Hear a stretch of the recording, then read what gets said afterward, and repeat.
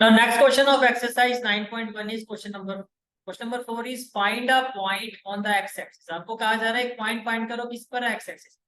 देखो जैसे ही उसने कहा कि पॉइंट एक्स एक्सिस पर है तो उसका y क्या होगा, 0। एक चीज तो क्लियर होगी, फिर उसका y क्या है, 0। अब ये जो पॉइंट है जो आपको फाइंड करना है, ये इक्विडिस्टेंट समझ लो ना, कि इन दोनों पॉइंट से इसका जो डिस्टेंस है वो इक्वल है। अब आपको याद आ रहा होगा ऐसे क्वेश्चन हमने क्लास 10 में कोऑर्डिनेट ज्योमेट्री में की, और मैंने प्रीवियस क्लास में ये भी कहा था कि ये जो चैप्टर है उसी का एक्सटेंशन, तो वो वाले कंसेप्ट देखो यहाँ पर आपको मिल रहे हैं। अब यहाँ पे तो कोई नया कंसेप्ट अप्लाई नहीं करना है, यहाँ पर आप मेन चीज ये देखो कि मान लिया वो पॉइंट क्या होगा, x, 0। एक्स एक्सिस पर है तो x तो होगा, y पर है नहीं तो y क्या हो जाएगा, 0। Let the point be P, इसके कोऑर्डिनेट क्या, x, 0 be the point on the x axis. और गिवन पॉइंट्स क्या है, a, एक पॉइंट को हमने ले लिया a, दूसरा क्या हो गया। और क्वेश्चन में कहा जा रहा है ये जो पॉइंट P है जितना इसका a से डिस्टेंस है तो यानी कि P है, और ये जो पॉइंट P है जितना इसका B से डिस्टेंस है यानी कि P, ये इक्वल है। अब आपको याद होगा जब हम 10th क्लास में करते थे तो पहले हम स्क्वायरिंग बोथ साइड करते, जिससे कि जो डिस्टेंस फॉर्मूला में स्क्वायर रूट आता है वो ना लगा। तो यही आपने किया, आपने क्या लगा दिया, P A square equal to P B square. अब देखो P आपका क्या है, अगर मैं P की बात करूं तो एज पर क्वेश्चन P को हमने क्या लिया है, x, P को क्या ले लिया, x, तो A आपका क्या है 7 6 और B क्या है 3। मैं यहाँ पे A भी लिख देता हूँ, A है 7 6 और B क्या है 3। अब मैंने क्लास 10 में भी आपको बताया था कि जब भी इक्वी डिस्टेंट वाला केस हो तो बिल्कुल सिंपल सा कंसेप्ट यूज करो कि आप जो पॉइंट दोनों से इक्वल डिस्टेंस पर है उसके कोऑर्डिनेट्स को पहले, थोड़ी कैलकुलेशन में इजी हो जाए। क्योंकि ये भी आपको पता होना चाहिए कि a minus b whole square करो या b minus a whole square, both are same. जैसे कि 2 माइनस 4 का स्क्वायर करूंगा तो भी 4 आएगा, और 4 माइनस 2 का स्क्वायर करूंगा तो भी 4 ही आएगा। बात समझ में आ रही है? तो देखो पी ए स्क्वायर में क्या हो जाएगा, अब आपके ऊपर है। अगर डिस्टेंस फॉर्मूला के साथ जाते तो अब क्या करोगे, x2 माइनस x1, तो p के कोऑर्डिनेट्स क्या हो गए, x1 y1, और a के कोऑर्डिनेट्स क्या हो गए, x2 y। और ये मैंने आपको क्लियर कर दिया, अब जैसे मर्जी करो आंसर सेम है। तो देखो x2 माइनस x1 क्या हो जाएगा, 7 माइनस x होल स्क्वायर, यही फॉर्मूला होता था distance formula, plus y2 minus y1 तो 6 माइनस 0 होल स्क्वायर। ये समझ में आ रहा है? ठीक है। सेम चीज अब आप किस पे करोगे, p पर, तो इसमें क्या होगा 3 माइनस एक्स होल स्क्वायर, और क्या होगा 4 माइनस 0 होल स्क्वायर। क्या ये समझ में आ गया? स्क्वायर रूट क्यों नहीं लगाया, क्योंकि आपने इसको क्या कर दिया है, स्क्वायरिंग। ये क्लियर हो गया। अब जब आप इसको सोल्व करोगे तो व्हाट वी विल हैव, ये हो गया आपका a minus b whole square, ये क्या हो गया आपका a minus b whole square. तो जब आप a minus b whole square करोगे तो क्या हो जाएगा, a square plus b square minus 2ab। 6 का स्क्वायर डायरेक्टली क्या हो जाएगा, 36। फिर 3 minus x whole square a square plus b square minus 2ab, और 4 का स्क्वायर क्या हो जाएगा, 16। क्या ये बात समझ में आ गई? ठीक है। इसके बाद आगे देखो, एक्स स्क्वायर से एक्स स्क्वायर कैंसिल हो जाएगा, तो अब हमारे पास बचा क्या, देखो एक बचा आपके पास 49, एक आपके पास आ गया 36। इसको सोल्व करो, 9 प्लस 6 कितना आ जाएगा, 15, और ये हो जाएगा 85। तो क्या ये समझ में आ गया कि 49 प्लस 36 इज 85, माइनस में हो जाएगा 49, इक्वल टू में हो जाएगा 16 प्लस 9 दैट इज 25, और माइनस में हो जाएगा 6। व्हाइल सॉल्विंग दिस देखो ये हो जाएगा माइनस 14x, माइनस 6x को लेफ्ट हैंड साइड में लेके आओगे तो प्लस 6x हो जाएगा, इक्वल टू में हो जाएगा 25, और 85 को राइट हैंड साइड पे लेके जाओगे तो 25 माइनस 80। ये भी क्लियर है? माइनस 14x प्लस 6x करोगे तो माइनस 8x आ जाएगा, 25 माइनस 85 करोगे तो माइनस 60 आ जाएगा। माइनस से माइनस कैंसिल हो जाएगा और x की वैल्यू आ जाएगी 60/8, ये हो जाएगा 4 2 जा 8, और ये आपका आ जाएगा 15। 15/2 करोगे 7.5 आ जाएगा। तो जो रिक्वायर्ड पॉइंट है वो क्या हो जाएगा, x क्या है 7.5, कॉमा में क्या हो जाएगा 0, and this is the final answer of this. को डाउट है तो आगे समझना क्वेश्चन, ठीक है।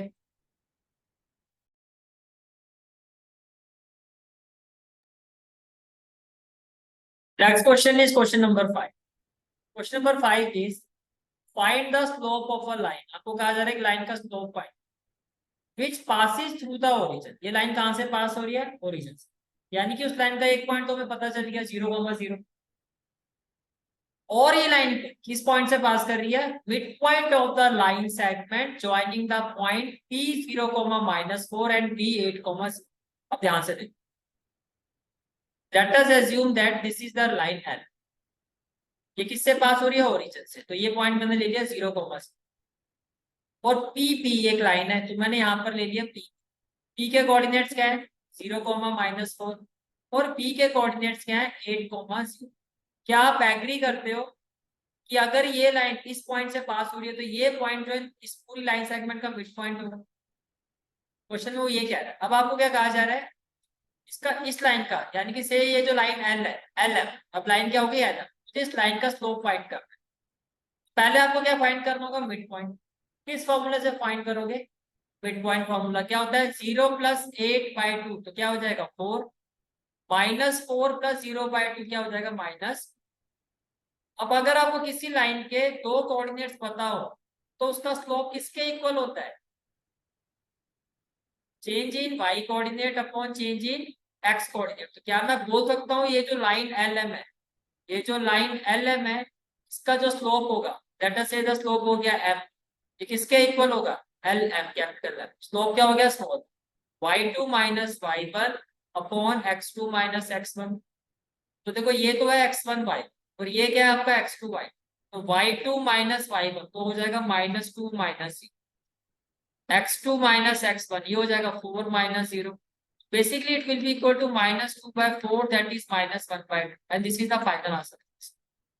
कंसेप्ट समझ में आया, क्लियर है, ठीक है। तो देखो, फर्स्ट ऑफ ऑल जो हमारी लाइन है, रिक्वायर्ड लाइन है, वो क्या होगी आर, क्या होगी, इसमें एस क्या है आपका, mid point of line segment B. समझ में आ गया। अब ये जो लाइन है, एक तो ये ओरिजिन से पास हो रही है और इस लाइन सेगमेंट के मिड पॉइंट से, यानी कि एस यहाँ पर क्या है आपका मिड। तो आपको क्या करना है, इस लाइन का स्लोप फाइंड करना है। क्या फाइंड करना है, इस लाइन का स्लोप। तो first of all S is the mid point of A B. Mid point formula से क्या होगा, हम एस के कोऑर्डिनेट्स फाइंड करेंगे, x1 + x2 divided by y1 + y2 divided by. क्या ये बात समझ में आ रही है, ठीक है। तो slope of line R S क्या हो जाएगा, ये आर जो है उसके कोऑर्डिनेट्स क्या है 0, 0, तो ये हो गया आपका x1 y, ये क्या हो गया x2 y। तो क्या होगा y2 - y1 that is -2 - upon x2 - x1 that is 4 - ये आपका आ जाएगा माइनस। इज इट क्लियर, ठीक है।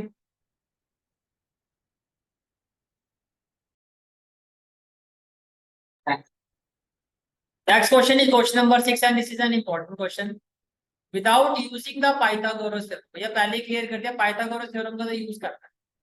शो दैट द पॉइंट 4, 4, 3, 5, 3, 5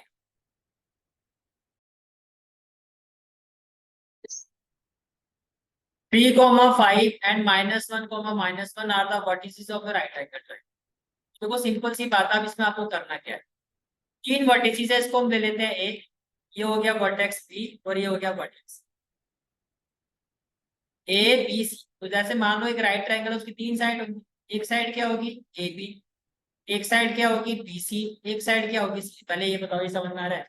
ए का जो कोऑर्डिनेट है वो क्या है आपका 4, बी का कोऑर्डिनेट क्या है 3, 5, और सी का कोऑर्डिनेट क्या है -1, क्या मुझे आप ये बताओ, क्या आप साइड ए बी का स्लोप फाइंड कर सकते हो, इसको मैं एम ले लेते, क्या पॉसिबल है। अगर किसी भी लाइन का हमें दो कोऑर्डिनेट्स पता तो स्लोप फाइंड कर सकते हैं। कैसे होगा y2 - y1 तो 5 - अपॉन x2 - x1 3 - 4, तो ये आपका आ गया 1/-1, तो ये हो गया माइनस। ये समझ में आ गया, ठीक है। इसके बाद देखो फिर आता है स्लोप ऑफ अ लाइन, क्या हम BC फाइंड कर सकते हैं, ये भी फाइंड कर सकते हैं, ये हो गया BC। इसमें क्या होगा y2 - y, तो -1 - 1 अपॉन x2 - x1 -1 - 3, एग्री करते हो। तो ये हो गया आपका -6 अपॉन -1, और ये हो गया 3/, क्या ये क्लियर है आपको, ठीक है। इसी तरह से हम फाइंड करेंगे स्लोप ऑफ लाइन सी, समझ में आ गया, ठीक है। ये हो जाएगा आपका M3 सी। अब सी आपका पहले है, तो ये हो गया x1 x2, ये आपका क्या है 4, तो अगर मैं इसका स्लोप फाइंड करता हूं तो y2 - y1 तो 4+1 अपॉन x2 माइनस x1, 4+1, 5/5 कितना आ गया? अब मुझे बताओ किसी भी दो साइड के स्लोप का प्रोडक्ट क्या -1 दिखाई दे रहा है? देखो अगर आप ए बी का स्लोप देखो क्या है m1, और अगर आप सी ए का स्लोप देखो तो क्या है? अगर मैं m1 और m3 का प्रोडक्ट फाइंड करता हूँ, m1 की वैल्यू क्या है? -1, और m3 की वैल्यू क्या है? 1, तो ये आपका -1 के इक्वल है। इसका मतलब ये दोनों लाइन आपस में परपेंडिकुलर होगी, जिससे ये प्रूफ हो गया कि ये एक राइट है। क्योंकि हमने क्या कहा था, अगर दो साइड का स्लोप का प्रोडक्ट -1 के इक्वल आ जाता है तो वो दोनों साइड आपस में क्या होती है? परपेंडिकुलर। और अगर दो साइड का, दो लाइन का स्लोप इक्वल होता है तो वो लाइन आपस में होती है परपेंडिकुलर। पाइथागोरस के लिए दो लाइंस परपेंडिकुलर होनी चाहिए। वो आपने क्या कंसेप्ट समझ में आ गया आपको इस क्वेश्चन का? ठीक है, तो देखो फर्स्ट ऑफ ऑल हमने क्या किया, तीन वर्टेक्स आपको क्वेश्चन में गिवन थे, एक को आपने ले लिया ए, एक हो गया बी, और एक को क्या ले लिया आपने? सी। आपने फाइंड किया slope of A B, that is m1, और ये आपका माइनस। फिर आपने फाइंड किया स्लोप ऑफ बी सी, और ये आपका आ गया था 3/। इसी तरह से हमने फाइंड किया था स्लोप ऑफ ए सी, और स्लोप ऑफ ए सी क्या आया था? 1। फिर हमने ये कहा कि m1 इंटू m3 हमारा किसके इक्वल आ रहा है? माइनस। m1 इंटू m3 किसके इक्वल आ रहा है? -1 के। इसका मतलब ए बी जो है वो ए सी के परपेंडिकुलर है। इसका मतलब क्या हुआ कि ट्राइंगल एबीसी क्या है? एक right triangle. Is it clear? ठीक है, तो next question is question number 7। Find the slope of the line which makes an angle of 30 degree with the positive direction of y axis। लेकिन हमारी requirement किसकी होती है? Angle made by the line with the positive direction of x axis. लेकिन यहाँ पर given है y axis measured anti clockwise. देखो यहाँ पर गिवन है एंटी क्लॉकवाइज। तो सबसे पहले हमें फाइंड करना होगा भाई, लाइन का स्लोप फाइंड करने के लिए पहले मुझे वो एंगल फाइंड करना होगा जो लाइन बनाएगी किसके साथ? एक्स एक्सिस के साथ। और एक्स एक्सिस की कौन सी डायरेक्शन के साथ? पॉजिटिव डायरेक्शन के साथ। और कैसे? एंटी। कहती बात समझ में आ रही है? ठीक है, तो फर्स्ट ऑफ ऑल अगर मैं इसको डायग्राम से आपको एक्सप्लेन करूं तो आप ये समझो कि let us assume that this is the line, ये आपकी line. According to the question ये जो लाइन है एंटी क्लॉकवाइज, तो देखो ये एंटी क्लॉकवाइज मूवमेंट है, तो के अपोजिट ऐसे ही जाओगे। अकॉर्डिंग टू द क्वेश्चन ये जो लाइन है वाई एक्सिस के साथ एंटी क्लॉकवाइज 30 डिग्री का एंगल बना रही है। कितना बना रही है? 30 डिग्री। ये बात समझ में आ गई? तो बाय वर्टिकल अपोजिट एंगल मैं बोल सकता हूँ ये एंगल भी 30 हो जाएगा 30। और दो एक्स एक्सिस और वाई एक्सिस के बीच में एंगल ये तो आपको पता ही है 90 डिग्री होता है।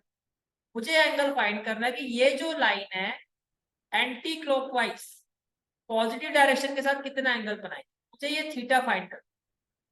पहले मुझे बताओ क्या आप एग्री करते हो कि ये एक आपका ट्राइंगल है?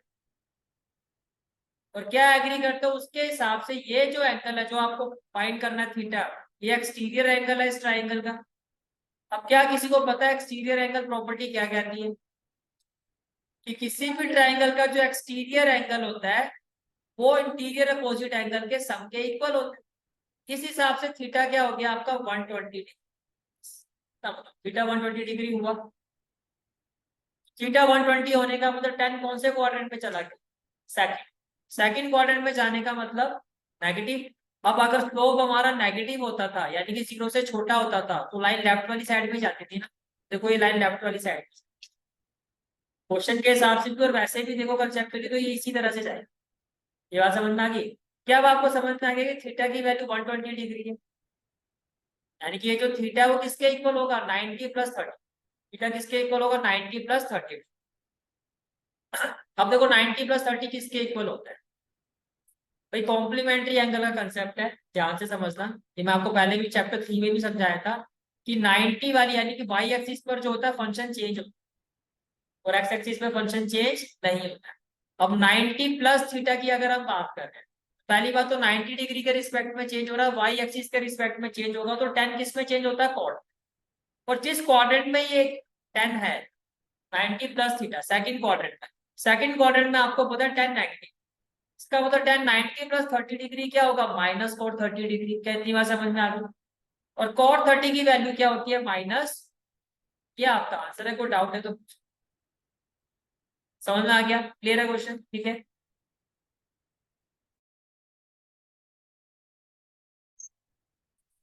Now next question is question number 9. Next question is question number 8. Now next question is question number 8. Question is without using distance formula. ये पहले क्लियर करते हैं, डिस्टेंस फॉर्मूला तो आपको यूज करना है. Show that the point -2, -1, 4, 0, 3, 3 and -3, 2 are the vertices of a parallelogram. ये आपका क्वेश्चन है. तो देखो फर्स्ट ऑफ ऑल आप ये समझो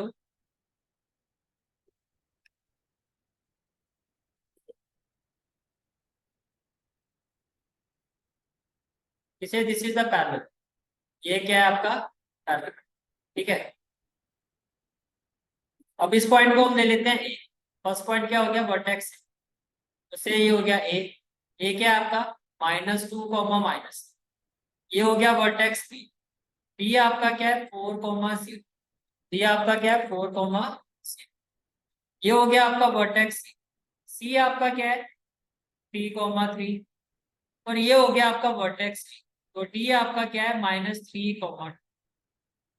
अब सिंपल सी बात आप ये समझो कि ए बी का जो स्लोप है उसको हम ले लेते हैं m1, बीसी के स्लोप को ले लेते हैं m2, सीडी के स्लोप को ले लेते हैं m3 और टीए के स्लोप को ले लेते हैं m.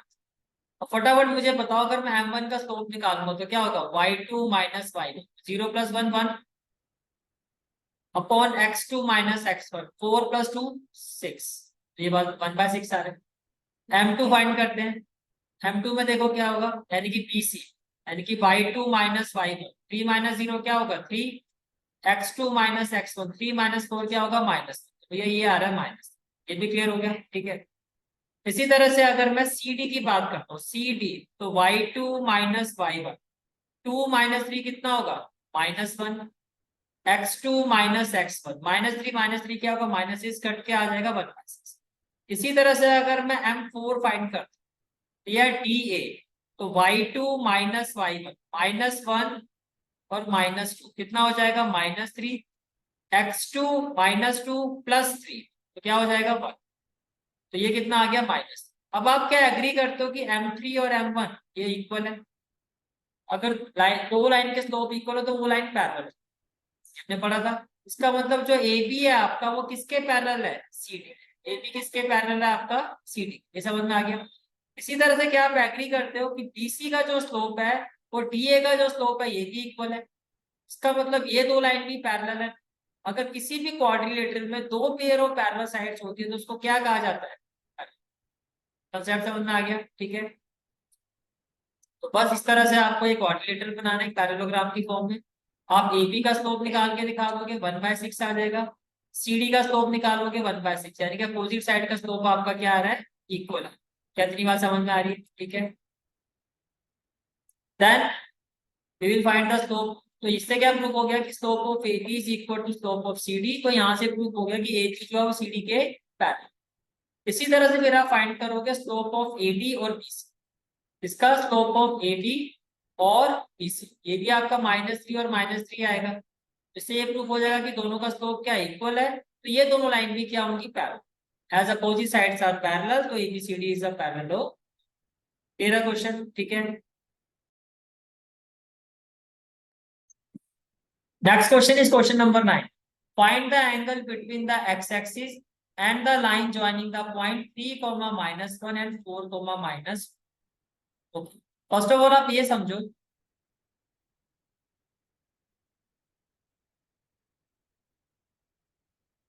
देखो ये आपका हो गया वाई एक्सिस और ये आपका हो गया एक्स एक्सिस. ठीक है.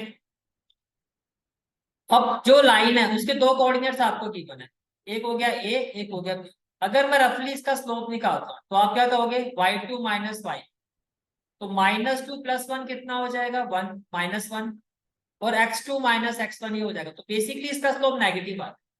इसका स्लोप आ रहा है नेगेटिव यानी कि m की वैल्यू जो आ रही है <0. तो लाइन राइट डायरेक्शन में जाएगी या लेफ्ट में जाएगी लेफ्ट.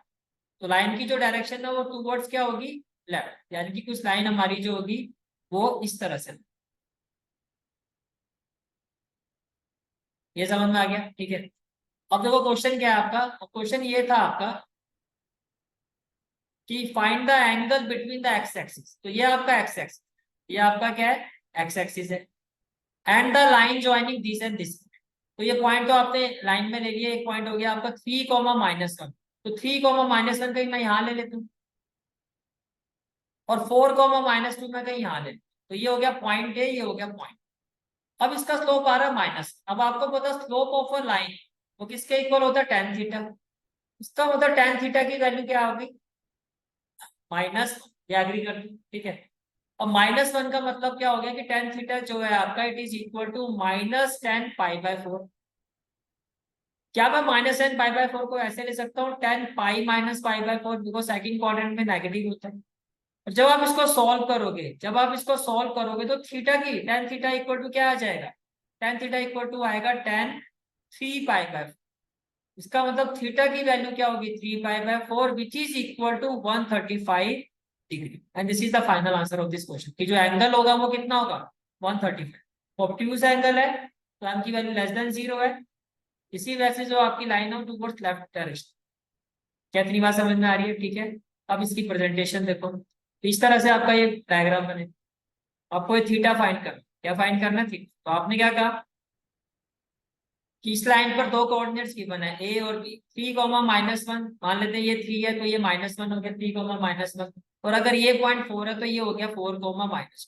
क्या ये समझ में आ गया आपको, ए बी किस तरह से लेना है आपको, ठीक है। तो आपने slope of A B find किया कैसे, change in y coordinate upon change in x coordinate. और आपको पता slope of a line with respect to this angle theta कितना होता है, tan। जब आपने इसको इक्वेट किया, तो tan थीटा की वैल्यू क्या आ गई आपकी, -1। -1 का मतलब हो गया -tan π/4, जिसको आपने लिखा tan पाई माइनस पाई। तो यहाँ से थीटा की वैल्यू आ जाएगी 3π/4। 3π/4 का मतलब थीटा आपका कितना होगा, 135। इज इट क्लियर, ठीक है।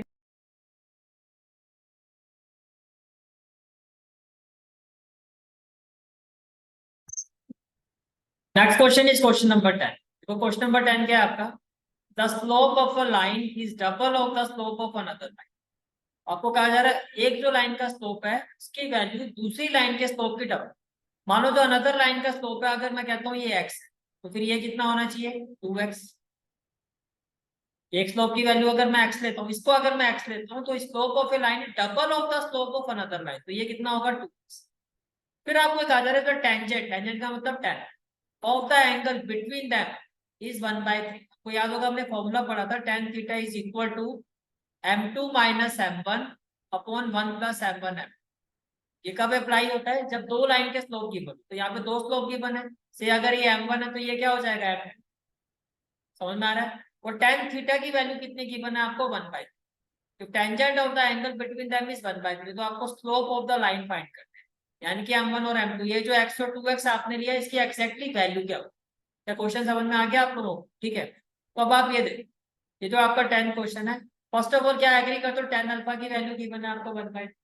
अल्फा लिया था, अगर आपको याद हो हमने जब कंसेप्ट समझा था तो यही कहा था कि दो लाइन के बीच में मान लेते हैं एंगल कितना है, अल्फा। और एक लाइन जो एंगल बना रही है वो बना रही है θ1, और दूसरी कितना बना रही है, थीटा। तो हमने इसको कहा था tan। ये बात समझ में आ रही है, ठीक है। तो टेंजेंट वाला एंगल हो गया tan अल्फा, जो अकॉर्डिंग टू द क्वेश्चन है 1/3।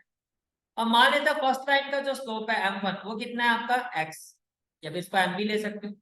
और सेकंड लाइन का जो स्लोप है वो पहली वाली लाइन का डबल है, तो m2 कितना हो जाएगा, या तो आप इसको ले सकते हो 2m, या आप इसको ले सकते हो 2x। क्या इतनी बात समझ में आ रही है, ठीक है। इसके बाद अब आप ये देखो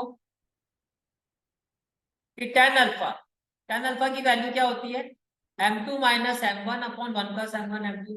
और किसमें लिखी जाती है, मॉडुलस।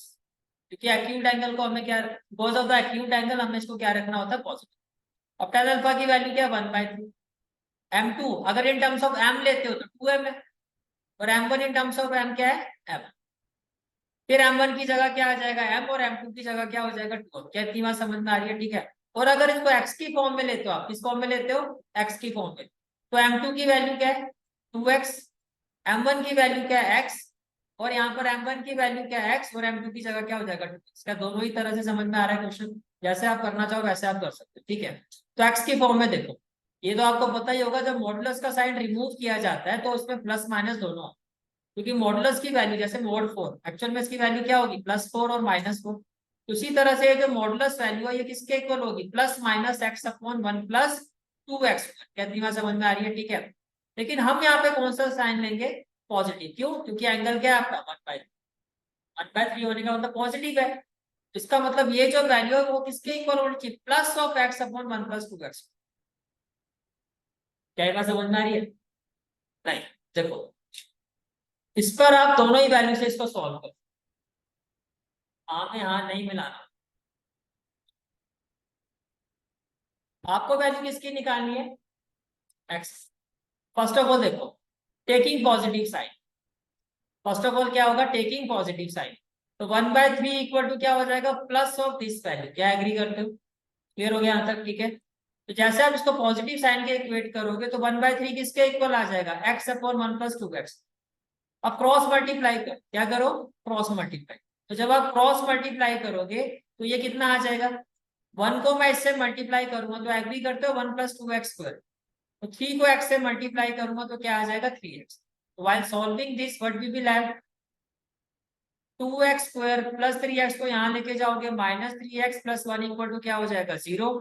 फिर आपने इसमें अप्लाई किया मिडल टर्म स्प्लिटिंग का कंसेप्ट, तो -3x को जब आप स्प्लिट करोगे ये हो जाएगा -2x - x। तो यहाँ से x की वैल्यू क्या आ जाएगी, या तो 1, या x की वैल्यू क्या आ जाएगी आपकी 1/।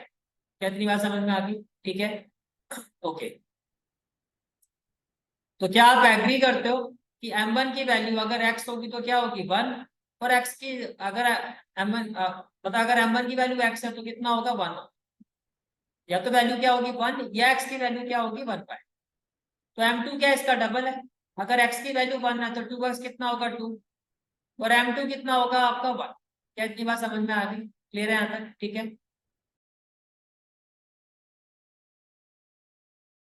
Now we will take the negative sign, तो 1/3 is equal to -x upon 1 + 2x। जब आप इसको इक्वेट करोगे, सेम उसी तरह से 1 + 2x² को 1 से करोगे तो यही वैल्यू आएगी, 3 को -x से करोगे तो -3x है। अगेन जब आप इसको सिंप्लीफाई करोगे, सॉल्व करोगे, तो आपकी जो वैल्यूएशन आएगी मिडल स्प्लिटिंग को अप्लाई करने के बाद, x की वैल्यू क्या आएगी आपकी, -1, और x की वैल्यू क्या आएगी, -1/। यहाँ तक समझ में आ गया? ठीक है। तो फाइनल आंसर क्या आएगा इसके हिसाब से, कि अगर x की वैल्यू -1 है तो m1 -1, तो m2 इसका डबल है तो -2, और अगर x की वैल्यू -1/2 है तो m1 की वैल्यू -1/2, तो m2 की वैल्यू इसका डबल होगी, दैट इज माइनस। तो डाउट हो तो क्लियर हो गया यहाँ तक? ठीक है।